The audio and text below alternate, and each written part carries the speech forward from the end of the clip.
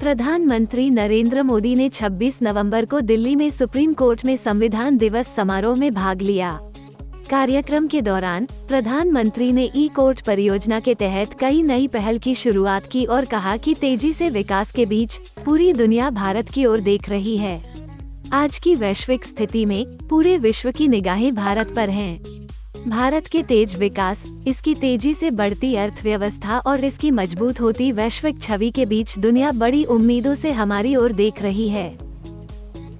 साथियों, आज की वैश्विक परिस्थितियों में पूरे विश्व की नजर भारत पर है। भारत के तेज विकास, भारत की तेजी से बढ़ती हुई अर्थव्यवस्था और भारत की मजबूत होती अंतर्राष्ट्रीय छवि के बीच दुनिया हमें बहुत उम्मीदों से देख रही है। एक ऐसा देश जिसके बारे में आशंका जताई जाती थी कि वो अपनी आजादी बरकरार नहीं रख पाएगा, जिसके बारे में कहा जाता था वो बिखर जाएगा, आज पूरे सामर्थ्य से अपनी सभी विविधताओं पर गर्व करते हुए यह देश आगे बढ़ रहा है। और इन सब के पीछे हमारी सबसे बड़ी ताकत हमारा संविधान है। हमारे संविधान के प्रेम्बल की शुरुआत में जो वी द पीपल लिखा है, ये सिर्फ 3 शब्द नहीं है। वी द पीपल एक आह्वान है, एक प्रतिज्ञा है, एक विश्वास है। संविधान में लिखी ये भावना उस भारत की मूल भावना है जो दुनिया में लोकतंत्र की जननी रहा है, मदर ऑफ डेमोक्रेसी रहा है। यही भावना हमें वैशाली के गणराज्य में भी दिखती है, वेद की ऋचाओं में भी दिखती है। महाभारत में भी कहा गया है, लोकरंजनम एव अत्र राज्ञाः धर्मः सनातनः सत्यस्य रक्षणं चैव व्यवहारस्य चार्जवम्। अर्थात लोक को यानी नागरिकों को सुखी रखना, सच्चाई के साथ खड़े होना और सरल व्यवहार, यही राज्य का व्यवहार होना चाहिए। आधुनिक संदर्भ में भारत के संविधान ने देश की इन सभी सांस्कृतिक और नैतिक भावनाओं को समाहित किया हुआ है। मुझे संतोष है कि आज देश मदर ऑफ डेमोक्रेसी के रूप में अपने इन प्राचीन आदर्शों को और संविधान की भावना को लगातार मजबूत कर रहा है। प्रो पीपल पॉलिसीज की ताकत से आज देश और देश का गरीब, देश की माताएं बहनें, उनका सशक्तिकरण हो रहा है। सामान्य मानवी के लिए आज कानूनों को सरल बनाया जा रहा है। टाइमली जस्टिस के लिए हमारी जुडिशरी भी लगातार कई सार्थक कदम उठा रही है। आज भी सुप्रीम कोर्ट द्वारा शुरू किए गए ई इनिशिएटिव्स को लॉन्च करने का अवसर मुझे मिला है।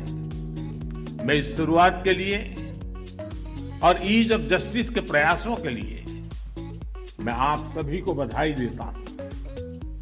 इस बार 15 अगस्त को लाल किले से मैंने कर्तव्यों की बात पर बल दिया था।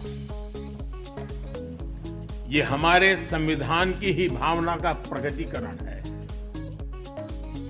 महात्मा गांधी कहते थे कि हमारे अधिकार हमारे वो कर्तव्य हैं जिन्हें हम सच्ची इंटीग्रिटी और डेडिकेशन के साथ पूरा करते हैं।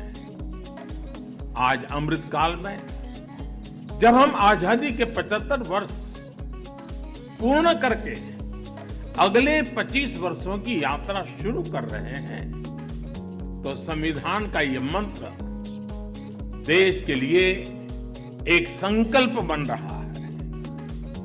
आजादी का ये अमृत काल देश के लिए कर्तव्य काल है। चाहे व्यक्ति हो या संस्थाएं, हमारे दायित्व ही आज हमारी पहली प्राथमिकता है। अपने कर्तव्य पथ पर चलते हुए ही हम देश को विकास की नई ऊंचाई पर ले जा सकते हैं। आज भारत के सामने नित नए अवसर बन रहे हैं। भारत हर चुनौती को पार करते हुए आगे बढ़ रहा है। एक सप्ताह के बाद भारत को G20 की प्रेसिडेंसी भी मिलने वाली है।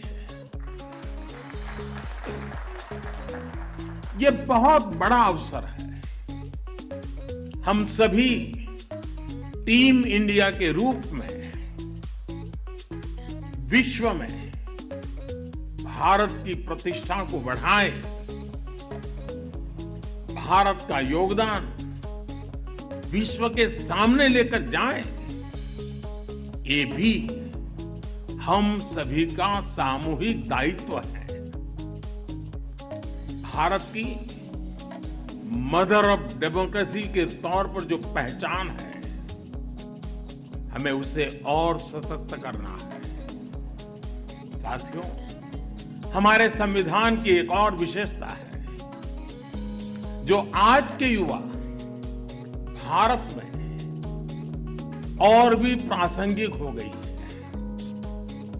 हमारे संविधान निर्माताओं ने हमें एक ऐसा संविधान दिया है जो ओपन है, फ्यूचरिस्टिक है और अपने आधुनिक विजन के लिए जाना जाता है। इसलिए स्वाभाविक तौर पर हमारे संविधान की स्पिरिट यूथ सेंट्रिक है। आज स्पोर्ट्स हो या स्टार्टअप्स, इंफॉर्मेशन टेक्नोलॉजी हो या डिजिटल पेमेंट्स, भारत के विकास के हर आयाम में युवा शक्ति अपना परचम लहरा रही है। हमारे संविधान और संस्थाओं के भविष्य की जिम्मेदारी भी हमारे इन युवाओं के कंधों पर ही है। इसलिए आज संविधान दिवस पर मैं सरकार की व्यवस्थाओं से, देश की न्यायपालिका से एक आग्रह भी करूंगा। आज के युवाओं में संविधान को लेकर समझ और बढ़े, इसके लिए ये जरूरी है वो संवैधानिक विषयों पर डिबेट्स और डिस्कशंस का हिस्सा बने। जब हमारा संविधान बना तब देश के सामने क्या परिस्थितियां थी, संविधान सभा की बहसों में उस समय क्या हुआ था। हमारे युवाओं को इन सब विषयों की जानकारी होनी चाहिए। इससे उनके संविधान को लेकर दिलचस्पी और बढ़ेगी। इससे युवाओं में इक्वालिटी और एम्पावरमेंट जैसे विषयों को समझने का विजन पैदा होगा। उदाहरण के तौर पर हमारी संविधान सभा में 15 महिला सदस्य थी और उनमें एक दक्षयानी वेलियाउधन वो महिला थी जो एक प्रकार से वंचित समाज से निकल करके वहां तक पहुंची थी। उन्होंने दलितों, मजदूरों से जुड़े कई विषयों पर महत्वपूर्ण इंटरवेंशंस किए। दुर्गाबाई देशमुख, हंसा मेहता, राजकुमारी अमृत कौर, ऐसे ही और कई महिला सदस्यों ने भी महिलाओं से जुड़े विषयों पर अहम योगदान दिया था। इनके योगदान की चर्चा कम ही हो पाती है। जब हमारे युवा इन्हें जानेंगे तो उन्हें अपने सवालों का जवाब भी मिलेगा। इससे संविधान के प्रति जो निष्ठा पैदा होगी वो हमारे लोकतंत्र को, हमारे संविधान को और देश के भविष्य को मजबूत करेगी। आजादी के अमृत काल में ये भी देश की एक अहम जरूरत है। मुझे आशा है संविधान दिवस इस दिशा में हमारे संकल्पों को और अधिक ऊर्जा देगा। इसी विश्वास के साथ आप सभी का बहुत बहुत धन्यवाद।